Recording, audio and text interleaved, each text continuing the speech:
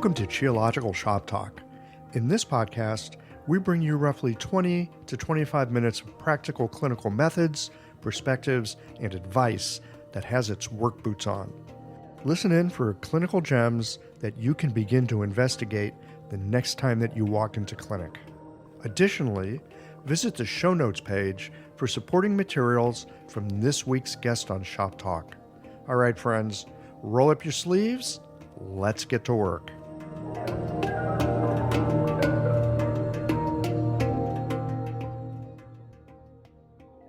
This episode of Shoptalk is brought to you by LASA OMS, your clinic's partner in wellness. Later in the show, listen for a special offer from LASA to help you with all the transitions your patients face. The information shared on this podcast is for educational purposes only and is not intended as medical advice. Always consult a qualified licensed healthcare professional before making any decisions about your health or treatment. The host and guests are not responsible for any actions taken based on the content of this podcast.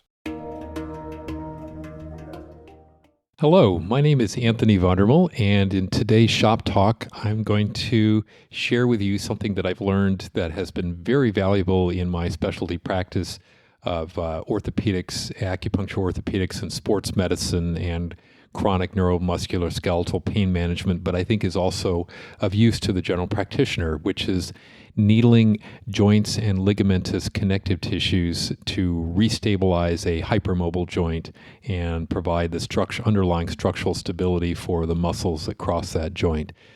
This is something that I learned kind of the hard way from my treatment frustrations and failures from my first 2 years out of acupuncture school, where what I had been taught at the master's level, kind of worked some of the time and sometimes not so well, of simply using traditional acupuncture point locations or probing around for tender areas in muscles and, Osher points or myofascial trigger points, and needling into them or using massage or tuina, gua sha, cupping, etc. And some of the time I got satisfactory results. Maybe talking specifically today, I'm going to really focus on the shoulder girdle area and the shoulder region. I would say maybe 60% of the time. But I would have a lot of treatment failures or relapses where I felt like I was playing whack-a-mole with trigger points and tender areas that kept coming back and results that didn't last. So what if underneath the musculature, the yang, the superficial that grabs our attention that people like to see and feel and touch, whether you're working out in a gym or you're a massage therapist, there was something else hidden that was at the root of chronic dysfunction and pain and disability?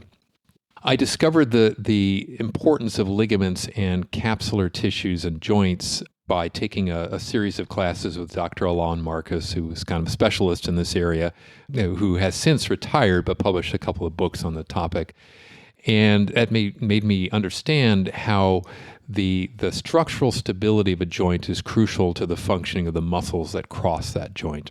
But ligaments are missing from most undergraduate anatomy texts. This was new to me, and they were not emphasized at all in my training in the master's level of acupuncture. And yet ligaments link bones to form joints, and when the link is missing, sprained or torn or degenerated, joint hypermobility and pain and disability and eventually degeneration follow. So I used to say this is the missing link, if you'll pardon the pun, in acupuncture education, and yet it has become a mainstay. It is basically my go-to tool for most patients most of the time when treating musculoskeletal pain and disability. So it's important to understand just how common and ubiquitous joint sprains are. Ankle sprains are the number one cause of urgent care visits in the U.S., approximately 5,000 a day, and involved in about 20% of all sports injuries. Other most commonly sprained joints are the acromioclavicular and glenohumeral joints of the shoulder girdle, and also the knee joint. And sprains are often immediately disabling and cannot be played through by force of will. The biomechanical failure, for example, of a severely sprained ankle joint, just simply you cannot put weight on that leg until the tissues are restabilized. And yet, here's the tricky thing, is that after the acute stage of an injury to a joint or ligaments, when the inflammatory cycle subsides, they can become asymptomatic. They are not perpetuated by things like psychosocial stress and repeated overuse that tend to cause recurrent muscle tension and muscle pain, for example. So an old ankle sprain, maybe sprained in childhood on the playground in one leg, can be totally silent and asymptomatic in somebody in their 50s or their 70s. And yet decades of chronic gait dysfunction from an unstable ankle will start to cause symptoms in the opposite leg. So we have to think outside the pain box and think about structure and think about function in order to really address a root cause here. Why is it a root cause? Ligaments are different than muscles in their tissue composition. They have poor blood supply, and they're not very elastic, and they don't heal well on their own. They don't have abundant qi and blood the way muscles do. And so when a ligament or a joint is sprained, we often get chronic hypermobility in certain planes of motion and maybe eventually hypomobility in other planes of motion. And that dysfunction of the joint makes it vulnerable to repeated sprains. That's why once an ankle is badly sprained, it's very common for patients to continue to repeatedly sprain that same ankle. Inside the joint, that typically leads eventually to progressive degeneration of the tissues and osteoarthrosis. Outside the joint, a lot of compensatory overloading of muscles, tendons, and myofascial strains result, trigger point formation, adhesions, tendinitis, tendinosis, the chronic stage, bursitis.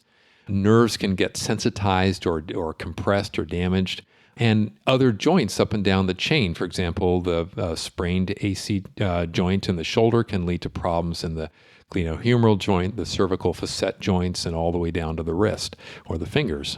And chronic pain and disability are the result.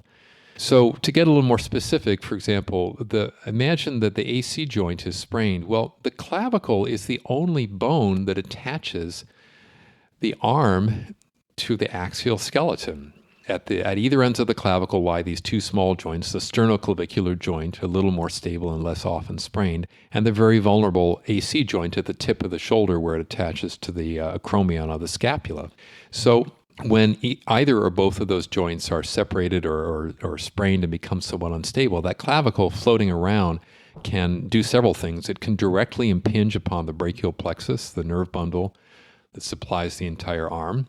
And it can cause a lot of secondary regional compensatory muscular tension, trying to make up for the unstable clavicle by tightening up the upper trapezius, which results in a lot of neck pain and neck dysfunction that can eventually start to damage cervical nerve roots, and we get radiculitis or radiculopathy in the arm. Or the brachial plexus, again, may get squeezed by tight scalene muscles or a tight pec minor that are trying to make up for the loss of stability of that clavicle. There are many examples of this in the body. The median and ulnar nerve can get irritated by sprained wrist joints from a fall in an outstretched hand. An unstable dysfunctional sacroiliac joint or hip joint can cause compensatory tightening of the piriformis and other muscles in the buttock, then compressing the sciatic nerve. And there's not a lot of good options other than acupuncture, other than needling into these tissues. Surgery can sometimes reattach macroscopically torn tissues in the acute stage of an injury. But if it's been several months or certainly years, the surgeon will often say this is kind of like trying to staple together two pieces of wet paper towel. It just won't hold. Surgery has other risks, of course, like adhesive capsulitis, the surgical risks that we're all familiar with, an infection and putting a patient under general anesthesia, surgical failure, hardware failure, allergic reactions, etc. Medications, and I have to add even herbs and dietary supplements, can reduce pain and inflammation, but by themselves they don't regenerate ligament or joint tissue or restore structural stability. And repeated cortisone or NSAIDs may actually weaken ligaments and carry very systemic risks. Well, what about if you have a background like myself as a massage therapist, as an athlete who likes to stretch, somebody who likes to practice Qigong? Wouldn't all those be helpful? Not so much. They may actually worsen joint hypermobility by stretching tissues that actually need to contract, need to restabilize, need to shorten and tighten up.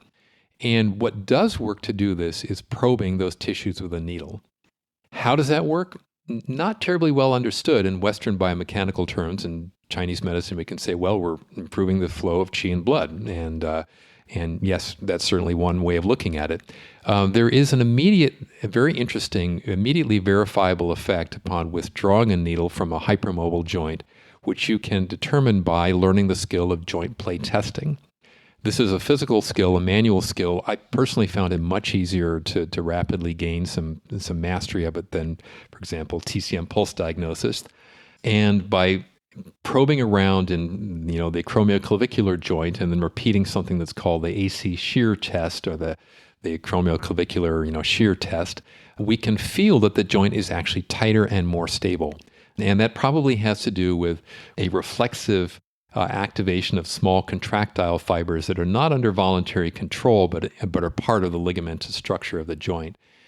And then what's really interesting and rewarding is that even out of a single needling session, for the next 6 months or so, connective tissue will continue to build in that area. It's the same process as callus formation on fingers, or if you play a stringed instrument, or feet from walking on rough surfaces without shoes. The irritation of the tissue causes the release of tissue growth factors. And in a joint, what this does is it causes collagen formation, collagen fiber deposition in the joint. So acupuncture has a great risk to benefit ratio compared to anything else for restabilizing a hypermobile joint. And to help understand this a little further, as I said earlier, muscles have a lot of chi and blood. They respond very well. They were to treatment. They self-repair very quickly. And they're very elastic. But ligaments are more like, instead of like a rubber band, like a muscle, ligaments are more like silly putty. If you ever played with silly putty as a child, you remember how you stretch it out, it gets thin and weak, develops little holes in it, and eventually just snaps, and it will not recoil on its own unless it's stimulated by a needle. So I think perhaps another reason that this is a missing link in our education is that there's a lot of fear around causing septic joints. And indeed, septic joints are very serious, but this is easily prevented by scrupulous clean needle technique. And personally, I exceed the standards of the clean needle technique manual by using either betadine or chlorhexidine swab on the surface of the skin.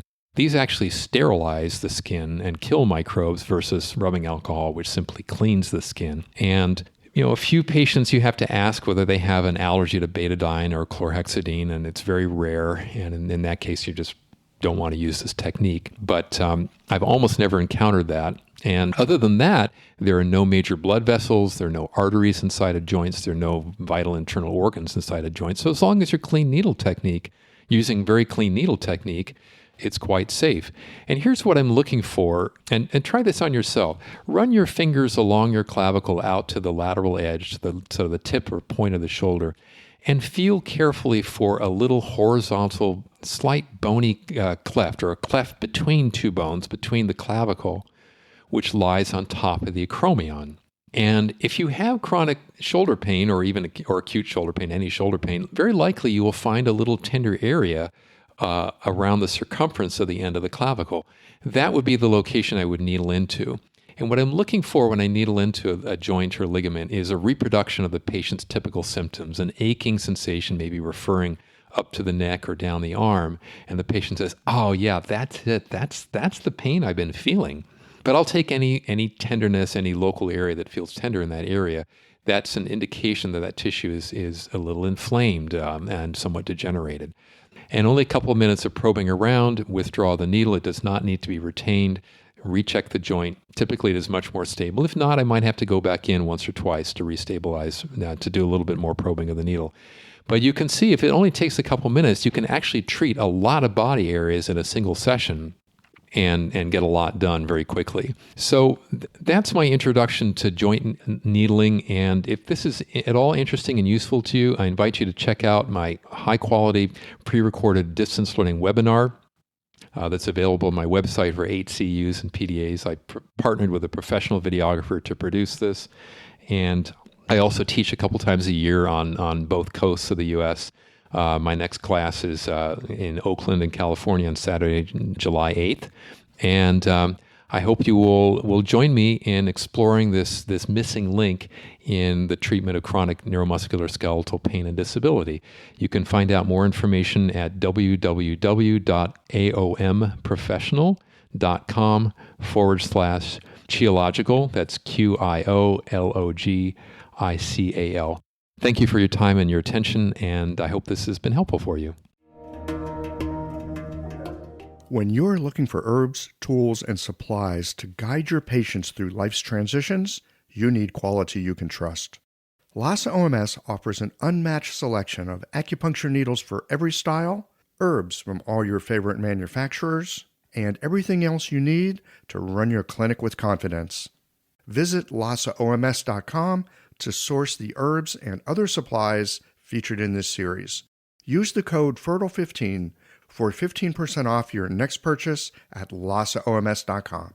Some exclusions apply. See website for details. That's it for this episode of Shop Talk. Did you learn something that brought a patient to mind? Don't keep a good thing to yourself. Share it with a friend. They'll be happy that you did. And tune in again for our next episode of Shop Talk.